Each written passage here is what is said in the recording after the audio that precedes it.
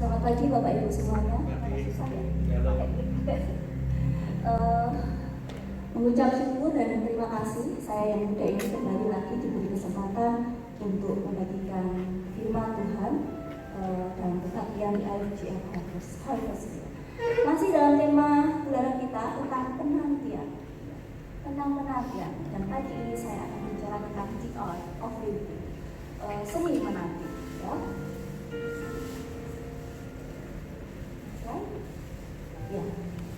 Kita hidup di zaman di mana semua orang menggantungkan hidupnya pada internet, ya. Kegiatan work from home, school from home, menuntut koneksi internet yang cepat.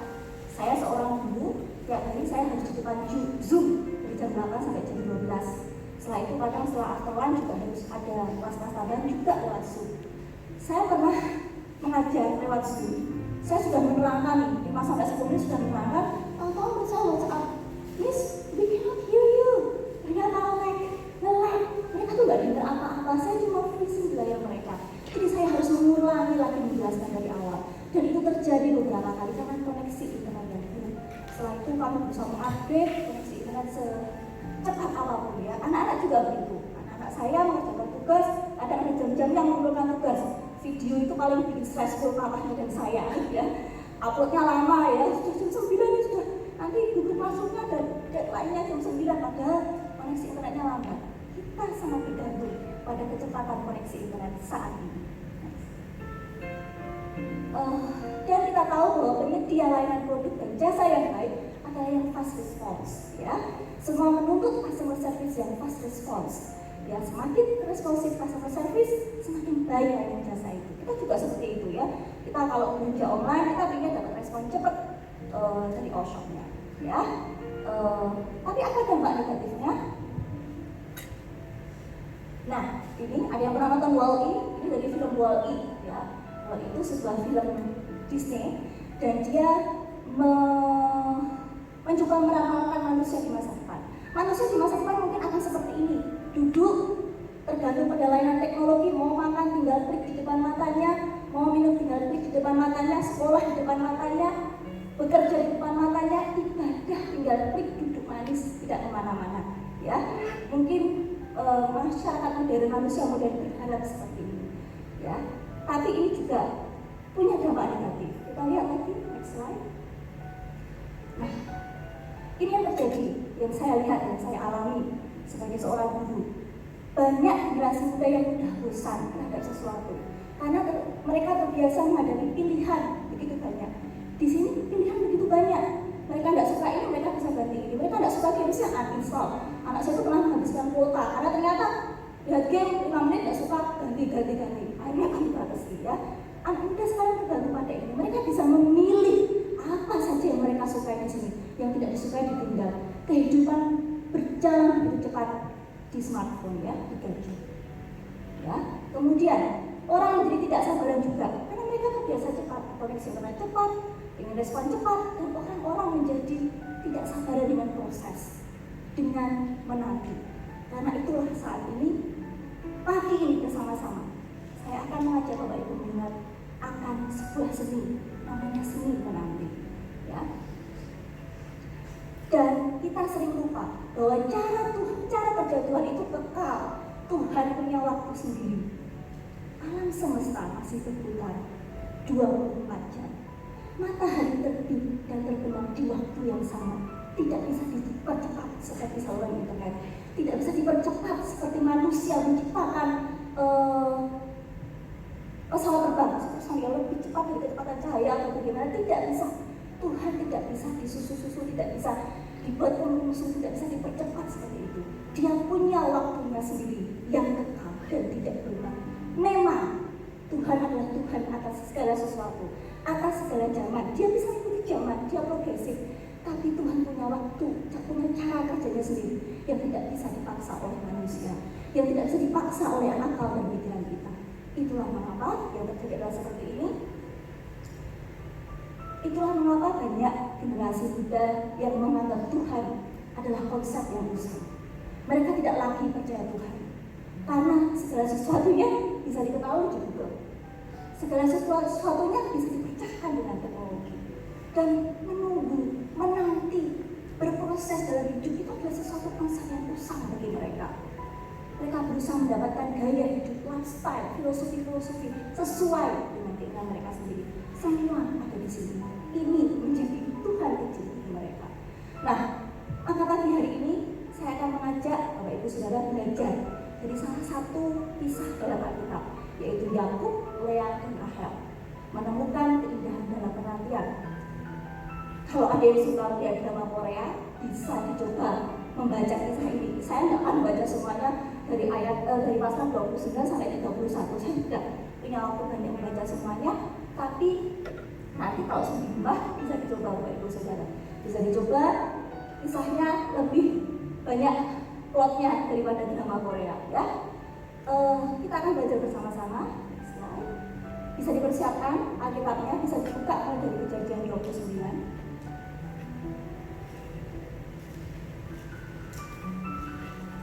Oke, ya. Kita mau melihat dari Yakub. Ya. Pertama kita melihat dari Yakub. Yakub itu menanti 7 tahun untuk mendapatkan Rahel, gadis yang dicintainya. Kita lihat dalam Kejadian 29 ayat 18 sampai 19. Kejadian 29 ayat 18 sampai 19. Oke. Yakub cinta kepada Rahel, sebab itu ia berkata, "Aku mau bekerja padamu 7 tahun lamanya untuk mendapat Rahel." Dia berkata kepada Laban, ini ayahnya Rahel, "Anakmu yang lebih muda itu." Sahut Laban, "Lebih baiklah ia kuberikan kepadamu daripada kepada orang lain, maka tinggallah kepadaku." Ya, Yakub menanti 7 tahun untuk mendapatkan Rahel yang dicintainya. Next slide. Kemudian ia harus bekerja 7 tahun lagi sebagai upah mendapat Rahel. Setelah Laban ternyata mengakalinya dengan memberikan Lea sebagai istrinya terlebih dahulu. Jadi maunya adiknya, tapi Laban waktu hari pernikahan mengakali dia, memberikan kakaknya dulu. Laban bilangnya, ini bukan tradisi kami, nggak boleh adiknya nikah dulu, harus kakaknya dulu. Maka dia memberikan Lea. Dan setelah 7 hari dia berkata kepada ibunya, udah nanti 7 hari tak kasih adiknya Rahel, tapi kamu bekerja lagi 7 tahun lagi. Dan Yakub menyambutinya. Ya, kita lihat dalam Kejadian 29 ayat 25 sampai 28. Tetapi pada waktu pagi tampaklah bahwa itu Lea, lalu berkatalah Yakub kepada Laban, "Apakah yang kau perbuat terhadap aku ini? Bukankah untuk mendapatkan Rahel aku bekerja padamu? Mengapa engkau menipu aku?" Jawab Laban, "Tidak biasa orang berbuat demikian di tempat kami ini, mengawinkan adiknya terlebih dahulu daripada kakaknya. Genapilah dahulu 7 hari pernikahanmu dengan anakku ini, kemudian anakku yang lain pun akan diberikan kepadamu sebagai upah asal kau bekerja pula padamu 7 tahun lagi." Jadi in total dia 14 tahun untuk mendapatkan gadis yang dicintainya. Ada di sini jomblo-jomblo yang mau bekerja sama calon mertuanya 14 tahun untuk mendapatkan gadis yang dicintainya. Nah, lagi kita mau melihat contoh resistensi Yakub dalam bekerja keras, ya. Jadi setelah dia mendapatkan kedua anak Laban, dia sudah bekerja cukup lama, dia berusaha kembali ke kampung halamannya, tapi sama Laban berusaha ditahan. Karena siapa yang mau kehilangan seorang menantu yang lagi bekerja seperti Yakub, yang telah mendapatkan banyak kekayaan seperti Yakub? Tidak ada yang mau. Dia berusaha menahan Yakub, tapi kemudian Yakub memberikan suatu argumentasi, dan kita lihat betapa bertahun-tahun Yakub telah bekerja keras kepada Laban. Kita lihat dalam Kejadian 31, kita lompat ke Kejadian 31, mulai dari ayat yang ke 38. Mungkin saya baca mulai dari ayat yang ke-40 saja. Kejadian 31 ayat 40. Yakub berkata seperti ini kepada Laban, "Aku dimakan panas hari waktu siang dan kedinginan waktu malam, dan mataku jauh daripada tertidur. Selama 20 tahun ini aku di rumahmu. Aku telah bekerja padamu 14 tahun lamanya untuk mendapatkan kedua anakmu, dan 6 tahun untuk mendapatkan ternakmu. Dan engkau telah 10 kali mengubah upahku." Bukan hal yang mudah bagi Yakub untuk bekerja. Dia bukan bekerja kantoran di tempat ber-AC, dia mengembalakan ternak yang begitu banyak pada masa itu, dan dia harus bertahan dengan Laban yang mengubah upahnya selama 10 tahun. Itu penantian Yakub, itu kerja keras Yakub. Sekarang kita lihat apa yang terjadi pada Lea. Nah, kenapa saya kasih poster Am I Good Enough? Lea ini contoh yang nyata. Jadi walaupun itu terjadi ribuan tahun, sifat-sifat manusia di dalamnya itu masih ada sampai saat ini. Lea ini adalah contoh nyata wanita yang zaman sekarang disebut insecure. Ya, kita lihat apa yang terjadi pada Lea. Lea itu bukan seorang primadona, bukan wanita yang diinginkan. Jadi kalau ada 2 orang anak, mungkin ada yang mengalami ini, 2 orang anak, adiknya itu lebih cantik. Setiap lewat itu pria-pria menatapnya, melihatnya, tapi tidak Lea. Lea tidak cantik. She's not pretty. She's not the one that people will look after. Ya, dia bukan gadis yang bisa membuat semua orang memandangkan muka. Dan dia mungkin sudah terbiasa dengan hal itu sejak masa kecilnya. Ya, kita lihat dalam Kejadian 29 ayat 17. Balik lagi ke depan. Kejadian 29 ayat 17. Lea tidak berseri matanya, tetapi Rahel itu elok sikapnya dan cantik parasnya. Ya, dan dia dinikahkan dengan Yakub dengan akal-akalan ayahnya. Bukan karena Yakub memilihnya, bukan karena seorang pria memilihnya. Akal-akalan saja seperti dilempar begitu saja ke Yakub untuk menjadi istrinya. Dan kita tahu bahwa sebenarnya dia tidak dicintai oleh Yakub. Kita lihat Kejadian 29 ayat 30. Kejadian 29 ayat 30. Yakub menghampiri Rahel juga. Malah ia lebih cinta kepada Rahel daripada kepada Lea. Demikian ia bekerja kepada Laban 7 tahun lagi. Dan Lea menyadari hal itu. Ya, bertahun-tahun dia berusaha mendapatkan cinta Yakub. Ya, Lea insecure, menanti untuk dicintai Yakub selama bertahun-tahun. Kita lihat Kejadian 29 ayat 31 sampai 35. Ya. Sedikit saya cerita, jadi pada masa itu mendapatkan seorang anak laki-laki itu kebanggaan dalam keluarga. Melahirkan seorang anak laki-laki, seorang wanita yang melahirkan seorang anak laki-laki itu kebanggaan dalam keluarganya. Jadi dia berharap, wah suaminya bangga karena dia melahirkan anak laki-laki beberapa kali. Tapi kita lihat apa yang terjadi pada Lea. Ketika Tuhan melihat bahwa Lea tidak dicintai, bukannya kandungannya, tetapi Rahel mandul. Lea mengandung lalu melahirkan seorang anak laki-laki dan menamainya Ruben. Sebab katanya, sesungguhnya Tuhan telah memperhatikan kesengsaraanku. Sekarang tentulah aku akan dicintai oleh suamiku. Mengandung lalu ia lalu melahirkan seorang anak laki-laki. Maka ia berkata, sesungguhnya Tuhan telah mendengar bahwa aku tidak dicintai. Lalu diberikannya pula anak ini kepadaku. Maka ia menamai anak itu Simeon. Mengandung pula ia lalu melahirkan seorang anak laki-laki. Maka ia berkata, sekali ini suamiku akan lebih erat kepadaku, karena aku telah melahirkan 3 anak laki-laki baginya. Itulah sebabnya ia menamai anak itu Lewi.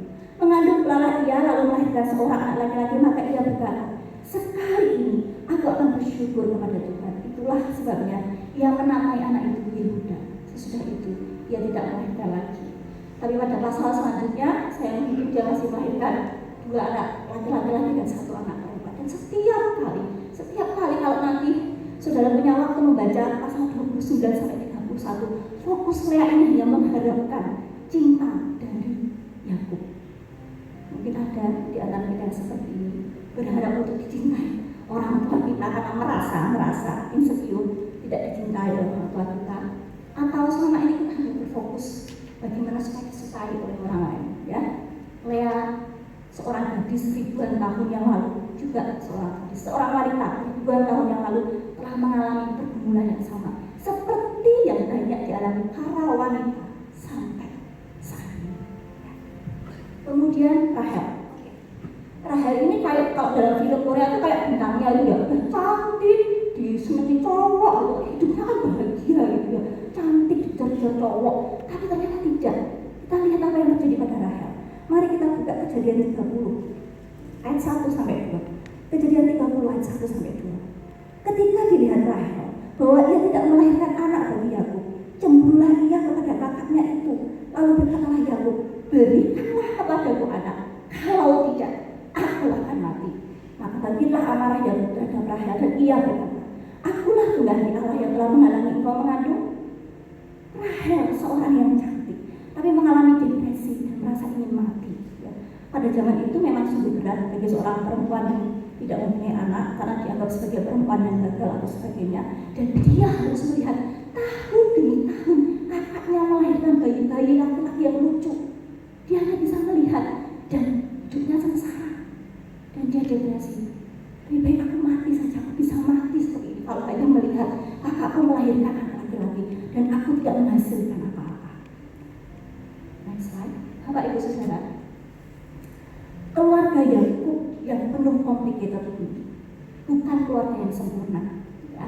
Dari awal sebenarnya keluarga ini bukan keluarga yang sempurna, karena sebenarnya sejak dari awal kita kejadian Tuhan sebenarnya menghendaki sebuah keluarga monogami, tapi keluarga yang ini poligami. Ya. Tapi seperti yang saya bilang, saya pernah beberapa bulan yang lalu, kadang Tuhan memberikan hal yang tokoh-tokoh yang tidak sempurna, yang keluarganya tidak sempurna, yang istrinya dua, ngambek-ngambekan, kayak gitu tuh Tuhan tunjukkan untuk menunjukkan kepada kita, ini kalau kamu poligami mungkin yang terjadi seperti ini, ya, untuk menunjukkan pada kita. Dan dalam keluarga yang tidak sempurna itu Tuhan bekerja dalam menanti tersebut. Tuhan bekerja dalam kehidupan Yakub. Yakub diberkati Tuhan bukan hanya secara fisik tapi spiritual. Kita lihat Kejadian 32. Kejadian 32 ayat 28. Kita melompat setelah Yakub meninggalkan Laban. Ini Yakub bergumul dengan Allah. Sebuah episode Alkitab yang sangat dramatis dan begitu banyak dikupas. Kejadian 32 ayat 28. Lalu kata orang itu yang sebenarnya adalah Allah, namamu tidak akan disebut lagi Yakub tetapi Israel, sebab engkau telah bergumul melawan Allah dan manusia dan engkau menang. Dia bukan hanya bergumul melawan manusia, dia bukan hanya bergumul menyabarkan diri terhadap Laban, ya, yang mengakalinya berkali-kali, yang mengubah upahnya, tapi dia juga menang secara spiritual karena keteguhan hatinya di hadapan Tuhan. Dia dikatakan bergumul melawan Tuhan dan dia menang. Ya. Kemudian apa yang terjadi dengan Lea? Lea ini seperti kebanyakan dari kita, saya juga, kebanyakan dari kita dan saya juga. Jadi sebenarnya Lea ini sejak awal Tuhan sudah menentukan berkatnya melalui kehadiran anak-anaknya, tapi dia tidak melihatnya. Kita lihat di Kejadian 29 ayat 31 tadi. Kejadian 29 ayat 31 tadi dikatakan, ketika Tuhan melihat bahwa Lea tidak dicintai, dibukannya kandungannya, tapi Rahel mandul. Jadi dari awal kisahnya di dalam keluarga itu, Tuhan sudah memberikan berkatnya melalui anak-anaknya. Bahkan salah satu anaknya, Yehuda, kalau Ibu tahu Yehuda, itu menjadi garis keturunan Yesus. Ya. Tetapi Lea tidak melihat semuanya itu. Dia hanya mengejar cinta Yakub. Dia tidak melihat bahwa kasih sejati Tuhan, anugerah Tuhan yang luar biasa sudah ada dalam hidupnya sejak awal pernikahannya. Ya. Kemudian bagaimana Tuhan bekerja dalam penantian Rahel? Kita lihat dalam Kejadian 30 ayat 22 sampai 24. Kejadian 30 ayat 22 sampai 24. Lalu ingatlah Allah akan Rahel. Allah mendengarkan permohonannya serta membuka kandungannya. Maka mengandunglah Rahel dan melahirkan seorang anak laki-laki. Berkatalah ia, Allah telah menghapus aibku. Maka ia menamai anak itu Yusuf sambil berkata, mudah-mudahan Tuhan menambah seorang anak laki-lagi bagiku. Dari rahim Rahel lahir Yusuf, seorang bijaksana yang nanti akan menjadi pemimpin besar bahkan di kerajaan Mesir. Oke. Jadi apa yang dapat kita pelajari dari Yakub, Bapak Ibu Saudara? Yang dapat kita pelajari dari Yakub, do what you love and love what you do. Ya. Saya berusaha mencintai pekerjaan saya. Kalau kadang lelah menghadapi anak-anak, ya, saya berusaha mencintai pekerjaan saya. Yang muda-muda di sini, cintailah pekerjaanmu, ya. Karena tanpa cinta semuanya akan terasa susah. Di sini dikatakan loh di sini Yakub 7 tahun.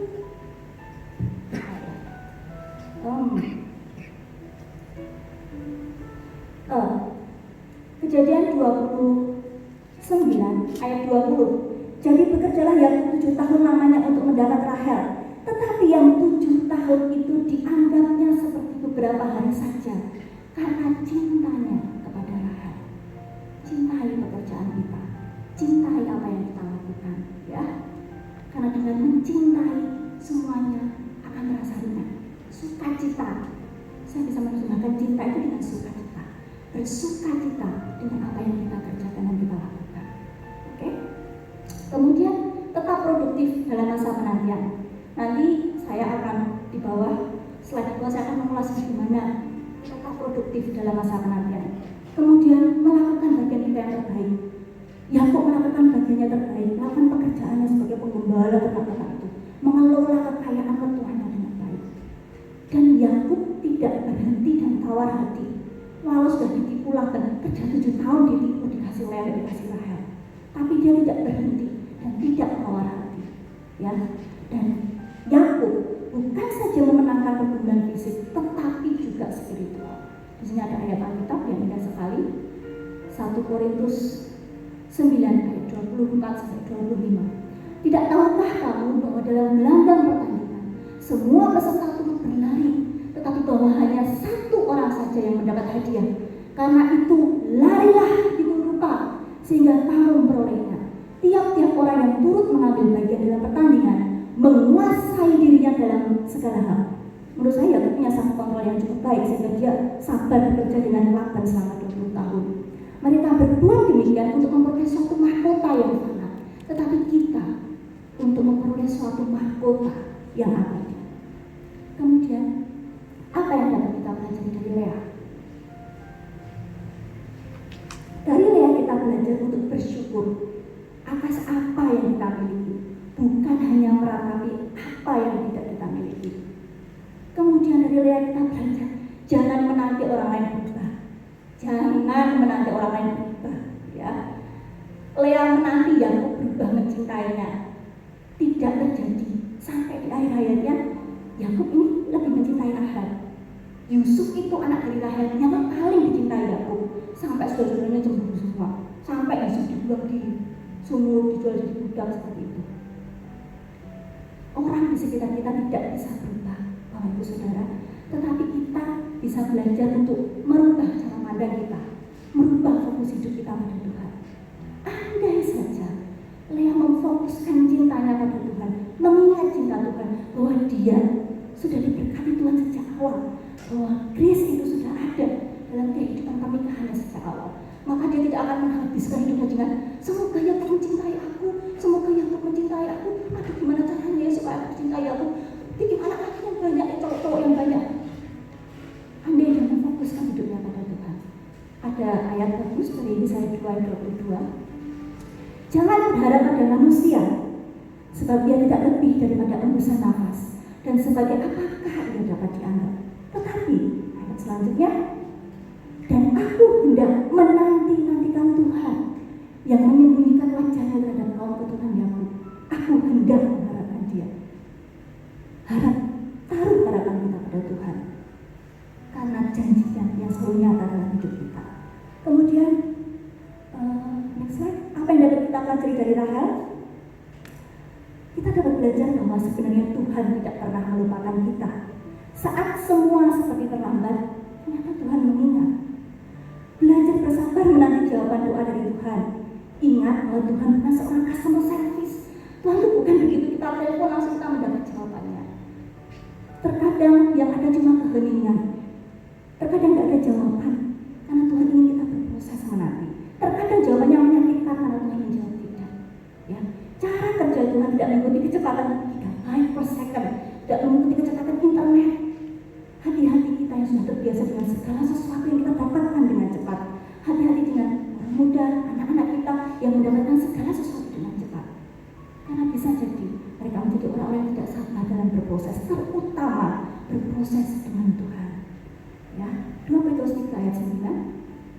Tuhan tidak lalai menepati janjinya, sekalipun ada orang yang menganggapnya sebagai kelalaian, tetapi ia sabar terhadap kamu, karena ia menghendaki supaya jangan ada yang binasa, melainkan supaya semua orang berbalik dan bertobat. Ya, waktu saya mempelajari ayat ini, ketika Pastor Agus memberi saya tema tentang menanti-nantikan Tuhan, saya mendapat beberapa insight ya untuk orang muda. Ada seni menanti untuk generasi muda. Next slide please. Ya, seni menanti untuk generasi muda. Ini rangkuman dari kisah Yakub, Lea, dan Rahel. Pernah ingat baik-baik, kesuksesan tidak datang instan. Belajar tekun menjalani proses dan bergumul dengan kesulitan hidup seperti Yakub. Saya tahu sekarang zamannya YouTuber itu sekali endorse dapat berapa juta, berapa ratus juta.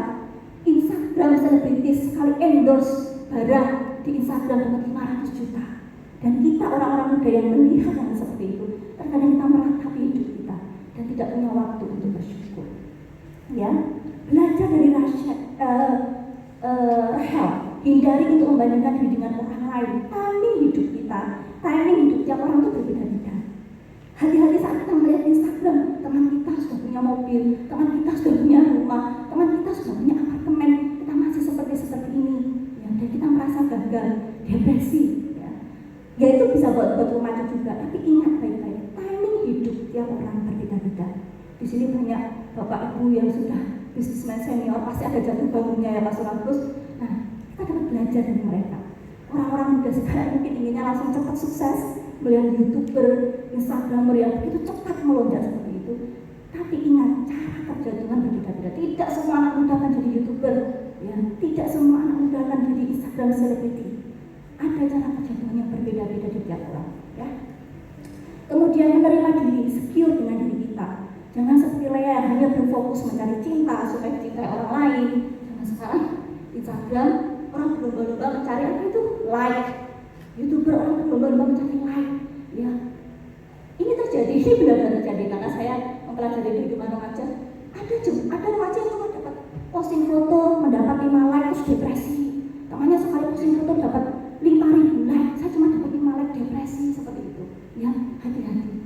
Jangan seperti Lea, memfokuskan hidup kita untuk disukai dan dicintai orang lain. Itu membuat itu tidak akan berhasil. Bahkan kita lihat selebriti pun berakhir, selebriti yang katanya punya penggemar banyak sekali yang berakhir dengan bunuh diri. Karena arti hidup bukan di situ. Arti hidup bukan hanya di like Instagram, bukan hanya di like YouTube channelmu, bukan ketika engkau disukai orang-orang. Arti hidup ketika engkau merasa berharga di hadapan Tuhan. Oke? Nah, ini saya melihat tayangan Get Up beberapa waktu lalu. Ini Manos Zoology. Dia seorang jurnalis yang mengadakan penelitian. Ternyata menjadi bosan itu bagus. Anak-anak sekarang sedikit-sedikit bosan. Karena ini cepat sekali. Ini cepat sekali untuk mengatasi bosan. Dan mereka bosan kalau harus duduk di gereja khotbah mendengar khotbah 30 menit. Ya, harus latihan musik berkali-kali, salah ulang-ulang bosan. Ya. Padahal embrace the boredom sparks creativity.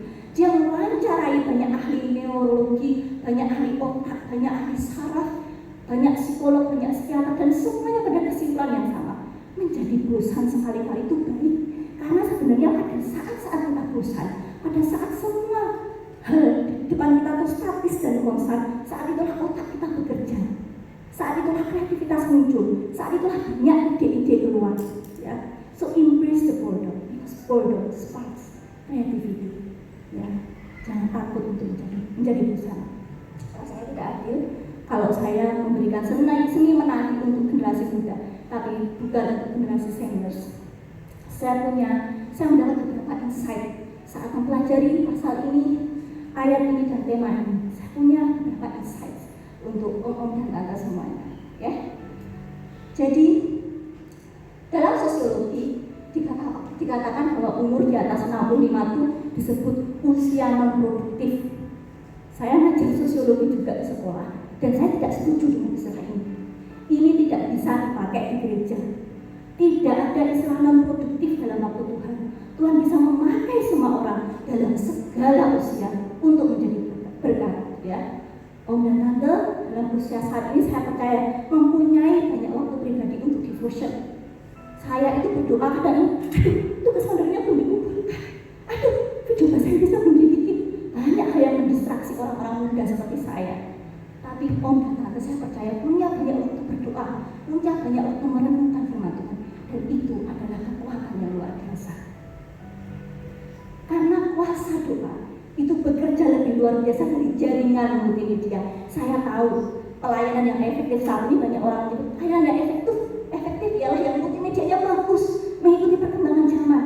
Tapi jangan lupa bahwa kuasa doa bekerja lebih luar biasa dari jaringan multimedia yang paling bagus sekali. Dan di situ kekuatan Om dan Tante semua menyupport gereja ini melalui doa Om dan Tante semuanya. Mungkin Pak Andi lalu suku musik ada lupa doa kayak gitu. Om dan Tante adalah kayak seperti tiang-tiang fondasi penyangga gereja dengan doa-doa Om dan Tante semuanya. Ya. Kemudian pengalaman dan teladan hidup bersuara lebih nyaring daripada khotbah yang paling menggelegar. Orang-orang muda sekarang diajar public speaking, bagaimana supaya berpenampilan menarik, bagaimana bahasa tubuh yang menarik, tampangnya supaya kelihatan muda dan menarik di gereja, supaya banyak orang menatapnya. Tapi saya mau bicara sesuatu, ya, bahwa pengalaman dan teladan hidup bersuara lebih nyaring daripada khotbah yang paling menggelegar. Saya melihat dari kehidupan mertua saya, katanya Pak Andi, itu pendeta. Nggak pandai khotbah, nggak akan ada MLT besar, KKR, pendeta Andreas Demikian, nggak akan. Ya, nggak akan diundang sampai luar negeri untuk mengadakan katekisa, nggak akan. Bapak mertua saya itu tidak pandai bicara. Seorang pendeta sederhana yang melayani warga-warga miskin, tetapi teladan hidupnya luar biasa bekerja pada anak-anaknya, juga menantunya saya. Dan kalau saya hidup di saat ini, di sini, itu juga karena teladan bapak mertua saya. Saya melihat keteladanan Pastor Agus dan Bu Agus juga, terutama kemarin saat melayani pemakaman keluarga Bapak Woro. Saya tuh sampai istilah orang Jawa itu sampai deg-degan. Pak Agus dan Bu Agus itu sudah di usia yang sangat riskan sekali. Pak Mun juga datang waktu itu, tapi tidak ada pilihan lain ya Pastor Agus. No, tidak ada pilihan lain, tidak ada opsi lain. Mereka harus turun melayani pemakaman jemaatnya, walaupun itu harus turun ke kota yang penuh sesak dengan orang, dan itu membekas luar biasa di hati saya. Saya akan terus ingat itu kalau saya pelayanan, ya, saya akan terus ingat itu. Ada satu contoh lagi. Orang itu, pria itu, namanya Dixon Chibanda. Dia satu dari 12 psikiatris di Zimbabwe. Zimbabwe itu negara miskin di Afrika, cuma punya 12 psikiatris. Padahal saat itu tingkat penyebaran AIDS waktu itu begitu luar biasa. Banyak orang, banyak wanita depresi kena AIDS, ya. Dan dia merasa hopeless ya. Dia tidak mampu. Ada orang nelpon, ada ibu yang nelpon, ini anakku tuh katanya mau bunuh diri, tapi temannya jauh. Waktu dia datang, anaknya sudah mati bunuh diri, dan dia frustasi. Maka dia memakai para nenek di Zimbabwe untuk mengkonseling. Dia tidak memberi ilmu konseling seperti jalan psikologi, harus gini, tahapnya harus gini, harus tidak. Dia cuma memberi nenek itu tempat duduk di taman-taman yang banyak dilalui orang banyak. Di taman-taman kota, dia menyediakan tempat duduk dan menyuruh para nenek-nenek itu duduk dan dengarkan saja. Benar, banyak sekali penduduk Zimbabwe yang merasa depresi, frustasi, butuh teman bicara, datang ke bench ini, ke kursi ini, dan curhat pada nenek-nenek itu. Nggak pintar konseling, nggak tahu ilmu psikologi. Kadang mereka cuma mendengarkan saja, dan itu sudah merubah seluruh komunitas dengan luar biasa. Saya kenal tante-tante yang baik di sini, yang banyak memberi saya nasihat di sini, dan saya merasa bersyukur dapat mengenal tante-tante semua di sini. Saya sudah tidak punya ibu, tapi saya bersyukur karena saya merasakan kasih dan perhatian dari tante-tante semua di sini. Ya, keteladanan dan sikap hidup bersuara lebih nyaring daripada khotbah yang paling menggelegar. Jadi nggak ada istilah usia tidak produktif. Tetap bisa produktif seperti Yakub saat menanti-nantikan waktu Tuhan. Kemudian ini ayat terakhir kita yang merupakan tema bulanan kita. Tetapi orang-orang yang menanti-nantikan Tuhan mendapat kekuatan baru. Mereka seumpama raja wali yang naik terbang dengan kekuatan sayapnya. Mereka berlari dan tidak menjadi lesu. Mereka berjalan dan tidak menjadi lelah. Ini berlaku untuk semua umat Tuhan di segala usia. Kita semua dapat punya impact luar biasa untuk orang-orang di sekitar kita. Ya, mari kita bersama-sama menutup firman Tuhan pada pagi hari ini. Kita akan bersama-sama menaikkan pujian.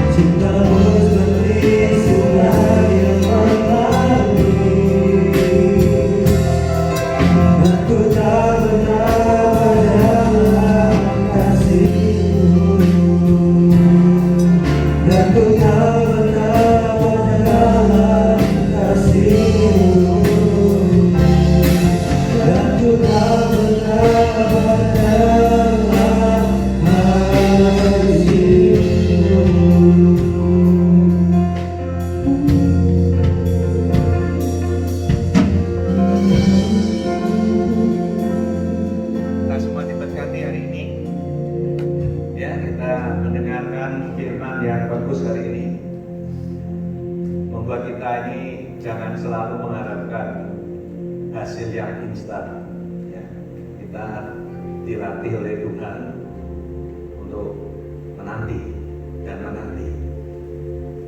Sepanjang 8 sampai 9 bulan ini seluruh dunia diajar untuk menanti dengan apa yang akan terjadi nanti pasca pandemi ini. Tapi kita percaya bahwa Tuhan itu masih terus dan untuk selama-lamanya. Dia adalah Sang Pencipta. Dia juga yang akan terus mengendalikan alam semesta ini. Pada waktunya nanti Tuhan akan memberikan sesuatu bagi umat manusia.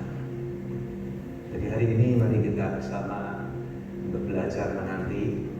Memang segala sesuatu yang instan itu enak rasanya. Mau cepat kaya, mau cepat berhasil, mau cepat lulus ujian dan segalanya, mau cepat semuanya bagus memang. Tetapi di dalam kecepatan itu kadang-kala harus mendengarkan firman seperti pagi hari ini. Ya, seperti Yakub harus menantikan 20 tahun untuk mendapatkan apa yang dia inginkan, apa yang dia cintai. Mari saudaraku kita tetap sabar. Ya, tidak ada sesuatu yang seketika bisa terjadi kecuali itu main sulap. Mari kita akan tundukkan kepala, kita berdoa, kita pertolongan Tuhan selama masa-masa sulit ini. Ya Tuhan, kami mau sehati tundukkan kepala, kami mau berdoa. Memang melewati masa-masa seperti ini adalah masa yang paling sulit. Orang tidak suka menunggu, orang tidak suka menanti. Orang maunya segala sesuatu boleh seketika terjadi. Apa yang dia inginkan boleh seketika dia dapatkan.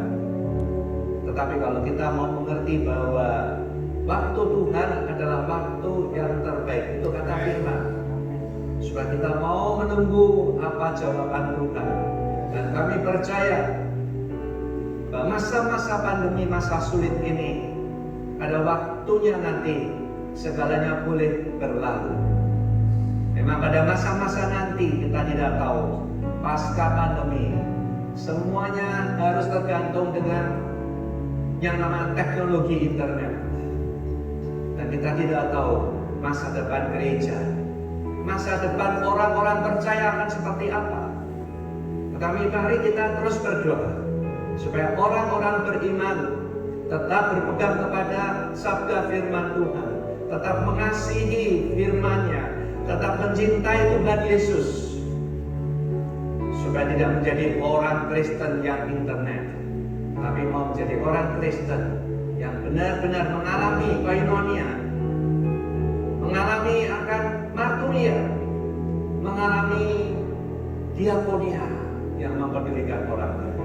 Mari sidang jemaat yang dikasih Tuhan, angkat tangan kita tinggi-tinggi, kita akan minta pertolongan Tuhan. Bapak, inilah kami semua, ciptaan-Mu yang lemah, yang tidak berdaya. Dan ini Kau mengajarkan kami bahwa manusia adalah terbatas. Sehingga kami akan terus berpegang, bersandar kepada Engkau, Sang Juru Selamat, Pencipta alam semesta ini. Yang Kau berkati umat-Mu, baik yang ada di gereja ini, maupun yang mendengarkan, mengikuti siaran ini di rumah masing-masing secara online. Tuhan, mari Kau berkati. Sertai perjalanan hidup kami yang masih tidak tahu kapan selesainya pandemi ini. Tapi kami percaya bahwa Tuhan adalah Sang Pemelihara.